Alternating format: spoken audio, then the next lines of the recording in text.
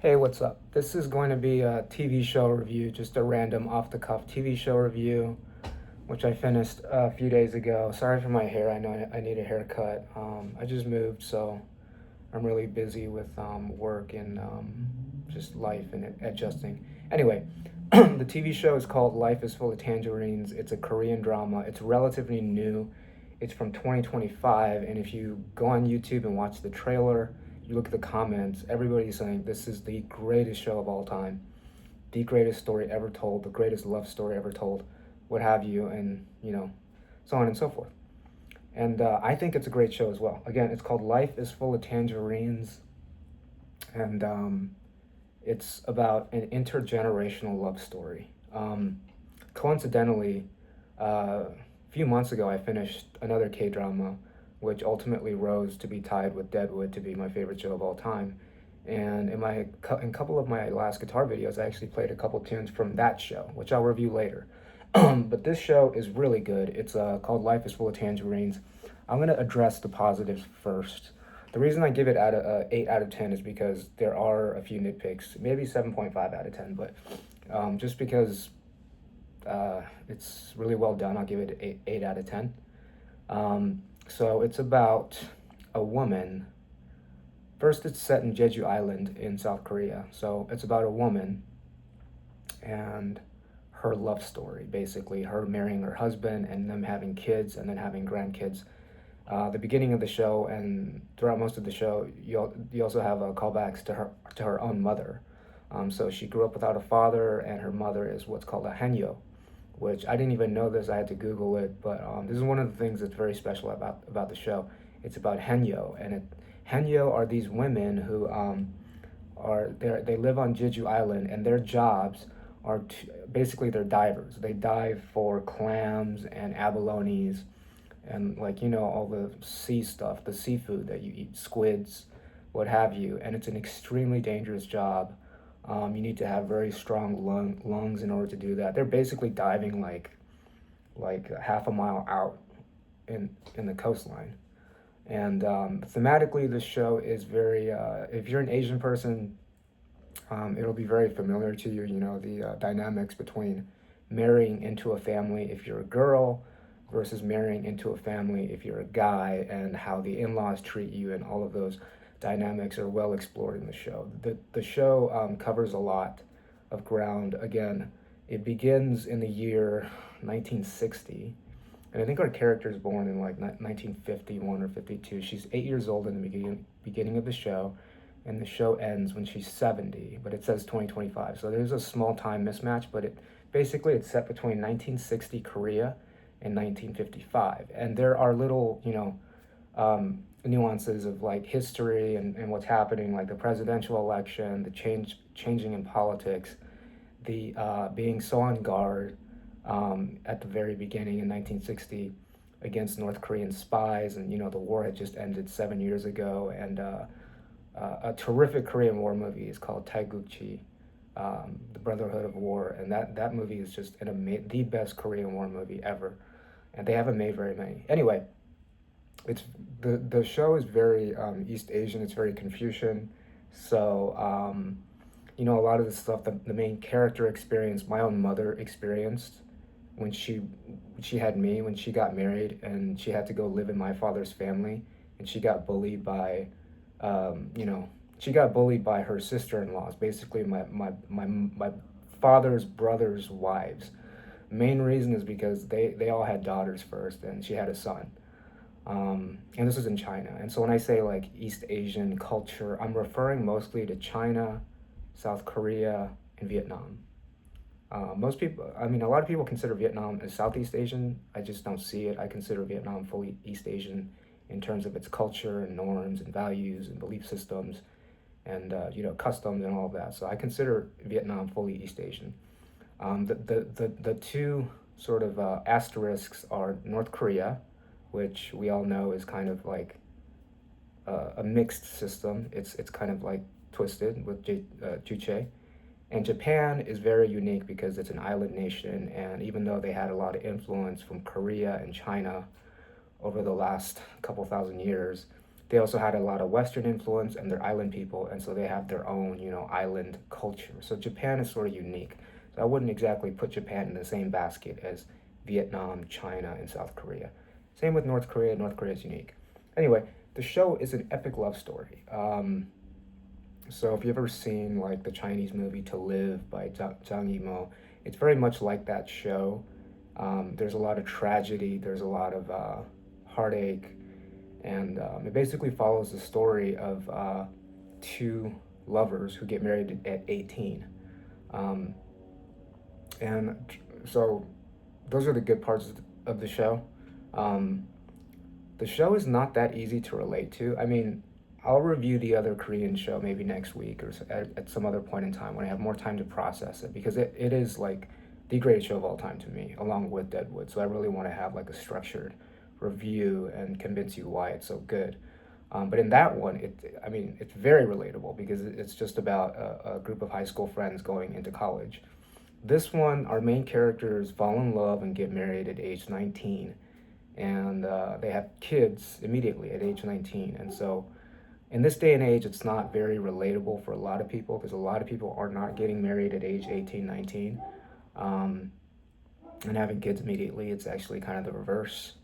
But the show is extremely good. It's extremely melodramatic, meaning there's a lot of melodrama, and that's very kind of Korean, I guess, or Asian. I mean, a lot of Asian content is very melodramatic, and it because it is so melodramatic. If you're empathetic, if you're sensitive, if you have a heart or whatever, you probably will cry by episode three.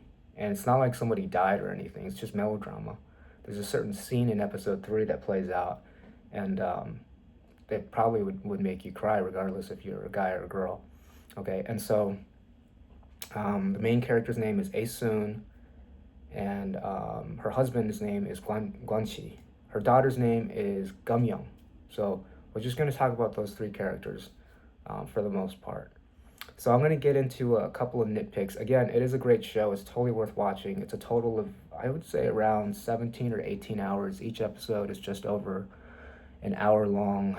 I guess it's an hour if you don't count the credits. And it's on Netflix, and you can watch it right away. And I actually think the first episode is the best one because I think the best character in the show is the matriarch, the grandmother of or not the grandmother, the mother of Ae-soon, the main character who dies early at age 29 in the first episode. That's kind of a spoiler, but I mean, it's the first episode. I do have a couple of nitpicks in this show. Number one,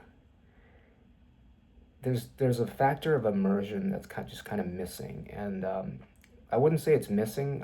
I would say it's more like it's undermined by some parts of the show that number one, I don't think you can help this. I mean, this is happening with every show out there. If you compare it to shows 20 years before, they look very different. The shows coming out in 2024, 2025, 2026, the colors just pop so much that it almost looks cartoonish. It reminds me of when, like, back in 2004, 2005, when HD TVs first came out, right? You go to Best Buys and you see their TVs and it just looks so weird because they have the saturation all the way up, they have the hue all the way up, they have edge enhancement, artificial sharpening all the way up, and it just pops like it almost strains your eyes to look at. So the color grading in this show is a little bit too extreme and vibrant. That may not be an issue for some people. For some people, it may be, that's great. I like having vibrant colors. I like my shows looking more like video games. But if you compare the color grading in this show to, say, a Korean show 15 years ago from 2010, it's a total difference. If you compare it to American shows from the 2000s, mid 2000s, late 2000s, it's totally different. The colors are just so extremely popping. Another nitpick I have is they made the decision to have the same actress play Ae-soon, who is the mother and the main character, and her daughter Gum-yeon, who is also a main character in the later part of the show. So the show skips through time and it goes back and forth in time, which is all very nice. However, that becomes a problem when you have the exact same character, same actress playing two different characters in two different timelines. and I'll talk about this later, but the show is extremely heavy on narration. Like, the show does show you a lot, it shows you everything, but at the same time, it's also holding your hand and narrating everything for you. When I say narrating, I don't just mean they're narrating what's happening on screen, they're narrating the themes and they're narrating how you're supposed to interpret it. So I don't know if that's just a cultural thing or a narrative choice, but that just kind of completely destroys immersion. Again, I'll get to that later. But because it's narrated so heavily, it gets confusing, especially if you watch the original Korean dub. It gets confusing as to, like, so who is narrating? What timeline am I on? You have to actually look at the background, pay attention to like whether there's cars or whether there's new buildings, whether it's 1990s versus 1960s, for a clue. And ultimately, you know, if you don't speak Korean, you're better off watching the English dub because it's much less confusing in the English dub because it's the same actress, she has the same voice. Now, granted, they did a good job writing her differently, so her personality as the mother, Ae-soon, is very different from the personality of the daughter, Gumyeon. They're different personalities. I think the actors did a great job. It's uh, I don't know the only person I know who's in the show is Park Go-bum, who stars as the husband, Guan-chi. Okay, so that is a nitpick. Like, why did they use the same actress to play the mother and then her daughter? Why could they not have chosen like a different actress? It kind of annoys me. It kind of like takes the immersion factor out. Like, okay, so that's Ae-soon up to around age 35, and that's Gumyeon up to age 40, and it's the same girl, and it's very obviously the same girl because she has a certain look. She has a very baby face look to her look anyway. And then the last nitpick, of course, is the show shows you a lot, but then it just hammers you on the head with every narrative point. Every scene is explained to the detail, and not just explained in that way, it's narrated to tell you exactly what the themes are in this particular scene, what the themes are in this particular episode, and it kind of forces an interpretation on you. It doesn't allow you to reach that conclusion on your own. If they didn't have that overriding narration, I think the show would be a lot better because you would be able to add that up in your head. We're not stupid, because of the narration, you could have like a fourth or fifth grader sit down with you and watch the show and they'll just completely understand it because, everything is narrated. The themes, the interpretation, whether it's talking about love, loss, unrequited love, what have you, it's just narrated. Okay, and so I made this video just because I saw a random review from another YouTuber. I made a comment, and because I just finished the show, it's fresh on my mind, and so I thought I'd just come out and review it. Again, I'd give it an 8 out of 10, maybe a 7.5 out of 10. It is a great show.